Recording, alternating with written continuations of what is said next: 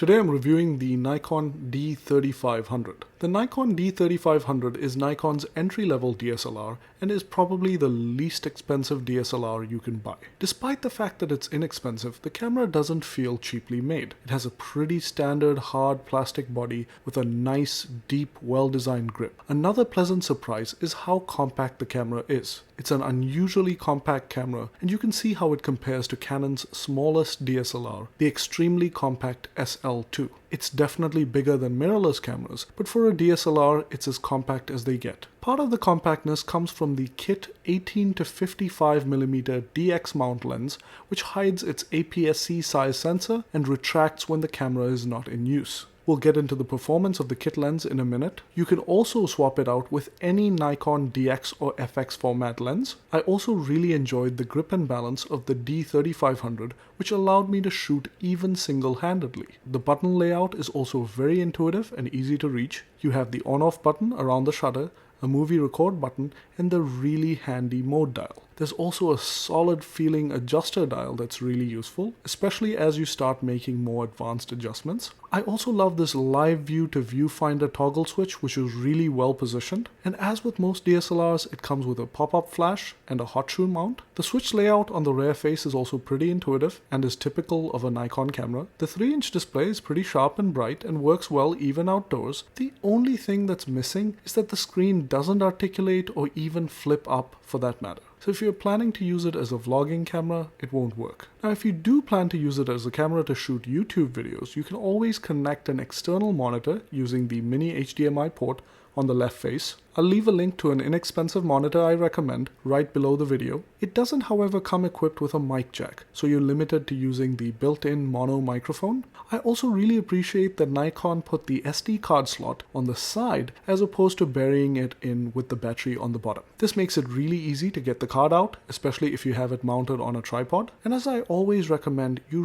really don't want to cheap out on an SD card. Get a card that's fast enough and reliable enough to work with this camera. I'll leave a link to one I recommend right below the video. The D3500 uses the EL14A battery, which is in this compartment on the bottom, and rather pleasantly, Nikon includes a standalone battery charger. When it comes to shooting pictures, it can take images as large as 24 megapixels and stores them in either the JPEG or RAW formats, or both as a RAW and JPEG image simultaneously. And as you can see from these shots, which were all taken in the auto mode, the images are really impressive, especially for an entry-level camera with a kit lens. The pictures are nice and sharp, well exposed, and the colors are very well reproduced. I was completely blown away by the pictures it took, and I was really impressed by the sharpness of the kit lens. The only caveat in all this, especially if you're coming from a smartphone or point and shoot, is that in order to lock the right focus points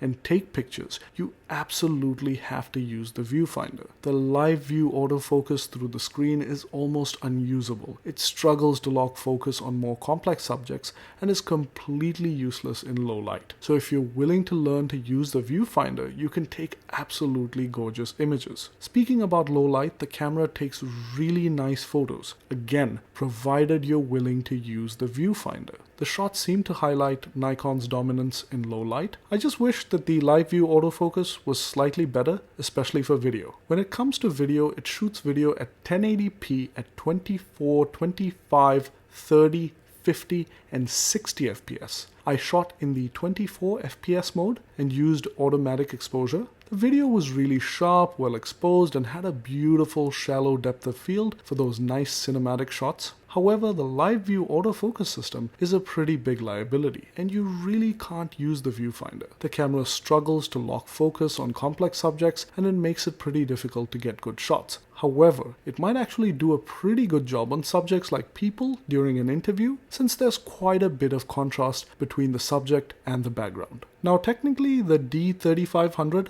does have Wi-Fi and should be able to connect to your smartphone using the Nikon SnapBridge app. However, as much as I tried, I couldn't seem to get the app to connect to the camera. If you guys were able to get it to work, do let me know in the comments below. So should you buy the Nikon D3500? Well, that all depends on what you plan to use it for. If you plan to get it as your first DSLR to learn photography and are willing to use the optical viewfinder, it's a fantastic choice. choice. However, if you plan to use it as a vlogging camera or as a camera for video, I recommend stepping up to a DSLR like the Canon SL2 or a mirrorless camera like the Panasonic G7. I'll leave links to all these cameras right below the video in case you're looking to buy one. If you own one of these, please tell me about your experience in the comments below. I'd love to hear your thoughts. Hope this video was useful. If it was, please hit that like button and subscribe for more reviews, unboxings, and how-to videos. Thanks for watching and see you next time.